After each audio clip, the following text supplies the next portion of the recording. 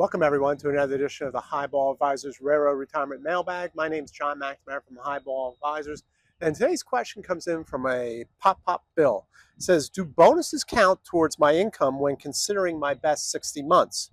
Okay, so bonuses are earned income that gets taxed by the Railroad Retirement Board, so therefore it does count. And not only bonuses, but equity compensation, such as restricted stock units, right? That gets taxed as income. Therefore, the Railroad Retirement Board takes that piece, the Tier 2 portion, so that will all count.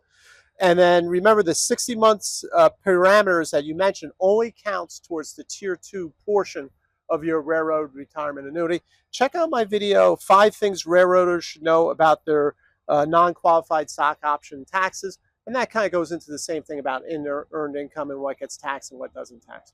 So I hope you found this video helpful.